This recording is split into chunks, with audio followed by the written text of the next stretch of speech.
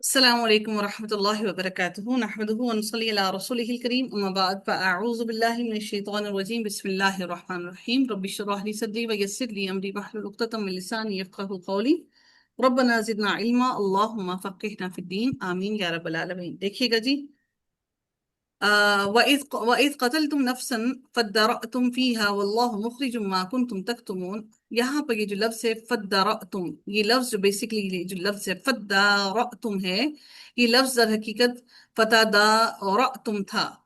یہاں پر ہم لوگ یاد رکھیے گا کہ جو جو عربی ہے اس کے اندر گرامر کے جو ہماری گرامر کے فعل ہیں ان فعل کے کچھ ابواب ہوتے ہیں. ٹھیک ہے، اب ان یعنی کہ ابواب ہم نے کیوں دیا کہ ان کو کیٹیگرائز کر دیا. جس طرح سے ہم لوگ انگلش میں وربس دیکھتے ہیں ان کی پاسٹ پارٹیسپل اور پھر ہم اس کو آگے سے چینج کرتے ہیں، اسی طرح سے اس کو اکارڈنگلی ہم اس کو چینج کرتے رہتے ہیں. عربی زبان کے اندر بھی ایسا ہی ہے. یہاں پہ یہ جو لفظ تھا بیسیکلی یہ فتدارتم تھا، یہ لفظ یہ باب تفاعل سے تھا. اب اس کا نام آپ یاد رکھیے گا، باب تفاعل. اس کا نام کیا ہے؟ باب تفاعل. نام کیا ہے اس کا؟ باب تفاعل. تفاعل پڑھیے گا، اس کا نام کیا ہے؟ باب باب تفاعل. پھر پڑھیے گا باب تفاعل. جی، باب تفاعل. یہ باب تفاعل ہے. اور باب تفاعل کی پہچان کیا ہے؟ میں آپ کو پہچان اس کی سے بتانے لگی ہوں. اس کے اندر جو روٹ ورڈ ہوتا ہے نا، روٹ ورڈ کے فا کلمے سے پہلے آپ دیکھ لیں تفاعل جب ہم لکھتے ہیں تو فا کلمے سے پہلے کیا آ رہا ہے؟ تا آ رہی ہے. اور فا کلمے کے بعد کیا آ رہا ہے؟ الف. الف آ رہی ہے. اب آپ دیکھیے کہ یہ جو آپ کے پاس تا ہے یہ کس کی تا ہے؟ یہ تا ہے بیسیکلی آپ کی اس تفاعل کی. ٹھیک ہے، اس تفاعل کی تا ہے. اور یہ جو الف ہے یہ بھی اس تفاعل کا الف ہے. ٹھیک ہے، تو اس لیے یہ لفظ ہمارا بنا. اس کا مطلب کیا ہے؟ اس کے اندر ہمارا یہ جو تا اور الف ہے یہ دونوں کس کی ہیں؟ تا اور الف ہمارے باپ کی آئی ہیں. کس کی آئی ہیں؟ باب باب کی تفاعل آئی ہیں. کی. باب تفاعل کی. باب تفاعل کے اندر کیا ایکسٹرا ہوتا ہے؟ فا کلمہ سے پہلے تا ایکسٹرا ہوتی ہے اور فا کلمہ کے بعد کیا ایکسٹرا آتا ہے؟ الف. الف. الف. پھر بتائیے گا جی، باب تفاعل کے اندر تفاعل کے اندر کیا ہوتا ہے؟ تا ایکسٹرا ہوتی ہے، تا ایکسٹرا ہوتی ہے اور فا کے بعد الف ایکسٹرا ہوتا ہے. تا کس سے پہلے ایکسٹرا ہوتی ہے؟ فا سے پہلے. فا سے پہلے. کس سے پہلے تا ایکسٹرا ہوتی ہے؟ فا سے پہلے. فا سے پہلے. جی باقی سب بتائیے گا جی، کس کس کو یہ بات سمجھ یہاں تک آ گئی ہے کہ باب تفاعل کے اندر فا کلمہ سے پہلے تا ایکسٹرا ہوتی ہے اور پھر فا کلمہ کے بعد الف ہوتا ہے. کس کس کو یہ بات سمجھ آ گئی ہے؟ تفاعل. جی، تفاعل کے اندر فا کلمہ سے پہلے الف تا زائدہ ہوتا ہے اور فا کلمہ کی یعنی کہ فا کلمہ سے پہلے اور بعد میں فا کلمہ سے پہلے تا آتا ہے اور فا کلمہ کے بعد کیا آتا ہے؟ الف آتا ہے. کیا آتا ہے بچوں؟ الف. الف آتا ہے. آپ لوگوں کو یہ بات سمجھ آ گئی؟ اب مجھے بتائیے کہ اس کا روٹ ورڈ کیا بچا؟ روٹ ورڈ اس کا کیا بچا؟ فاعل نام. ہاں کیا بچا؟ میڈم اس کا بنے گا دال رو. اچھا اس کا دال دال رو رو حمزہ. حمزہ. شاباش. اب دیکھیے اس کا روٹ ورڈ دال اور را اور حمزہ بنا، حمزہ. کیونکہ یہ تا جو ہے یہ آپ کی تفاعل کی ہے، الف بھی آپ کی تفاعل کی ہے. یہ بات سمجھے آپ لوگ؟ اب پریشانی یہ ہو گئی کہ اگر یہ لفظ فتدارتم تھا تو ہمارا یہ لفظ مائکس پلیز میوٹ کیجیے گا. تو نے اٹھا دیا پھر. آپ لوگ مائکس میوٹ نہیں کریں گے پھر میں سب کو میوٹ کر دوں گی، پھر آپ لوگوں کو سمجھ نہیں آئے گا. اب پریشانی یہ ہے کہ اگر میں یہ کہہ رہی ہوں یہ لفظ فتدارتم تھا یہ لفظ، تو یہ لفظ فتدارتم سے فدارتم کیوں بن گیا؟ ٹھیک ہے، ہوا یہ کہ آپ اس دال کے اوپر تشدید دیکھ رہے ہیں؟ تشدید دیکھ رہے ہیں جی آپ میم. دال کے اوپر؟ جی آپ میم. کو معلوم ہے جو جن کو عربی جن کو قرآن کی تجوید آتی ہے تا اور دال کا مخرج ایک ہے یہ نہیں؟ جی میم. ایک ہی ہے نا؟ جی میم. تو تا کا جی میم. دال کے اندر ادغام ہو گیا، یعنی کہ ان دونوں کو ملا دیا، کیونکہ دونوں کا مخرج ایک ہے، پڑھنے پر بھاری ہے، ثقیل ہے، تو ان دونوں کا کیا کر دیا؟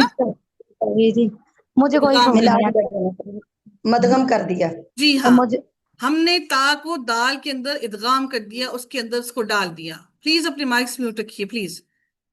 ٹھیک ہے، ہم نے اس کو اس کے اندر ملا دیا. یہ جو تشدید ہے آپ کی، یہ کس کی ہے؟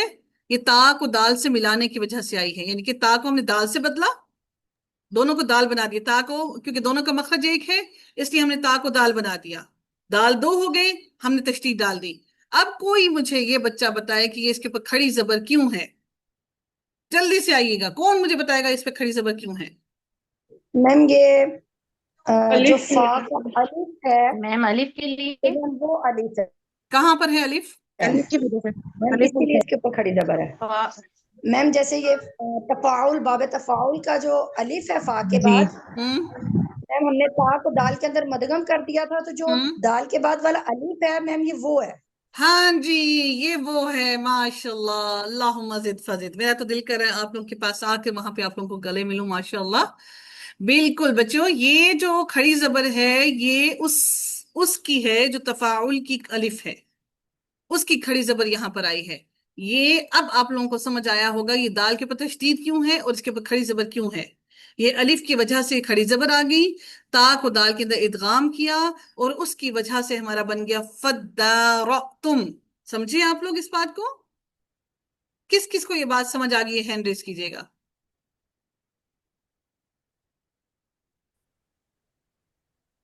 بسم اللہ الرحمن الرحیم. بسم اللہ الرحمن الرحیم.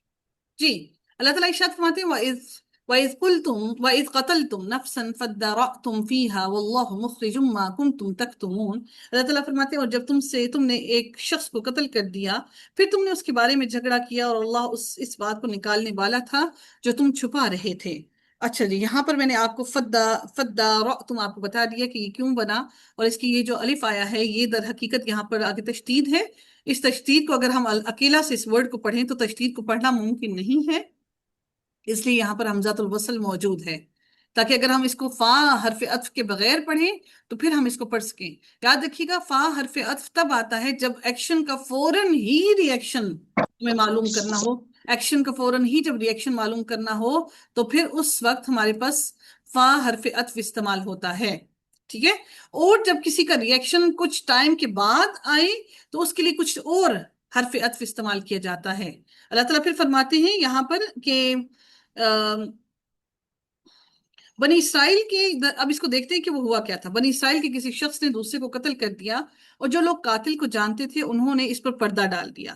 اب وہ ایک دوسرے پر الزام دھرنے لگے اور جھگڑا شروع ہو گیا، تو اللہ تعالیٰ نے ذبح شدہ گائے کا کوئی حصہ مقتول پر، یعنی کہ جو قتل ہوا ہے اس پر مارنے کا حکم دیا. اچھا ایک بات بتاؤں، یہ دو قبیلے تھے. ایک قبیلہ بہت ہی لڑائی جھگڑے والا جھگڑالو تھا اور ایک قبیلہ اچھا تھا. تو جو اچھے قبیلے والے لوگ تھے جو لڑائی جھگڑا نہیں کرتے تھے، انہوں نے اپنی بستی کو ایک چار احاطہ بنا کر اس کے اندر وہ الگ شفٹ ہو گئے تھے تاکہ ان لڑائی جھگڑے والے لوگوں سے ہم نہ لڑیں. جس انسان کا قتل ہوا تھا، جس آدمی کا قتل ہوا تھا، اس کے اپنے ہی بھتیجے نے اس کو اس لیے قتل کیا تھا، وہ ان کا سردار تھا اور جھگڑالو تھا. وہ اس کی بیٹی سے در حقیقت شادی کرنا چاہتا تھا اور اس کے تمام مال پر قبضہ بھی کرنا چاہتا تھا. اس نے اس شخص کو قتل کر کے ان کی بستی کے ان دروازے کے باہر رکھ دیا تاکہ سارا الزام ان پر جائے اور پھر ہم ان سے قتال بھی وصول کر لیں، یعنی کہ وہ جو قتل کرنے کا وہ فدیہ ہوتا ہے اس کو بھی ہم وصول کر لیں اور پھر ان لوگوں سے جھگڑیں بھی. ٹھیک ہے، تو وہ دونوں طرح سے فائدہ حاصل کرنا چاہتا تھا. اب یہ جب لڑائی جھگڑا آپس میں طول پکڑ گیا تو پھر یہ حضرت موسیٰ علیہ السلام کے پاس گئے اس معاملے کا فیصلہ کروانے کے لیے. انہیں معلوم تھا کہ کسی کو معلوم تو ہے نہیں، ہم اس سے فدیہ لے لیں گے، ہم ان سے پیسے لے لیں گے، ہم اس کا قتل کا معاوضہ لے لیں گے اور پھر اس کی ساری جائیداد بھی اس شخص کو یہ تھا کہ میں حاصل کر لوں گا. اب یہاں پر اسی کے بارے میں ذکر کیا جا رہا ہے. پلیز اپنے مائکس کو میوٹ کیجئے، ادروائز میں میوٹ کر دوں گی. پھر یہاں پر ارشاد اسی کے بارے میں کہا جا رہا ہے. تو اللہ تعالیٰ نے ان کو حکم دیا کہ ایک گائے کو ذبح کرو اور اس کے جسم کا کچھ حصہ جو گوشت ہے وہ اس شخص پر جو قتل ہوا ہے اس کو لگاؤ. ٹھیک ہے، اتنی بات ان آیات سے ظاہر ہوتی ہے، اور تفاسیر میں جو ہے وہ مختلف مالدار آدمی اور اس کے بھتیجے کا ذکر کیا گیا ہے تاکہ اس کا وارث بن جائے. پھر رات کو لاش اٹھا کر دوسرے شخص کے دروازے پر ڈال دی اور صبح کے وقت ان پر قتل کا دعویٰ کر دیا. اس پر دونوں طرف سے ہتھیار نکل آئے. وہ لڑائی ہونے ہی والی تھی کہ بعض لوگوں نے کہا کہ اللہ کے رسول موسیٰ علیہ السلام سے پوچھ لیتے ہیں. بالآخر موسیٰ علیہ السلام نے انہیں یہ حکم دیا کہ گائے کو ذبح کرو اور ذبح کرنے کے بعد اس کے گوشت کا کچھ حصہ دوسری اس انسان کے مقتول یعنی کہ جو قتل ہوا ہے اس پر لگاتے ہیں. ٹھیک ہے. بعض مفسرین نے یہ بھی فرمایا ہے کہ یہ قصہ بنی اسرائیل کے ایک آدمی کے قتل سے شروع ہوتا ہے، اس لیے اس کا مقام پہلے تھا، مگر اللہ تعالیٰ نے گائے ذبح کرنے کا حکم پہلے ذکر فرمایا تاکہ بنی اسرائیل کی نافرمانی کے متعدد مناظر سامنے آ سکیں، کیونکہ ابھی ان کے دلوں میں وہ محبت باقی تھی. بنی اسرائیل کے دلوں میں وہ محبت باقی تھی جو حضرت موسیٰ علیہ السلام نے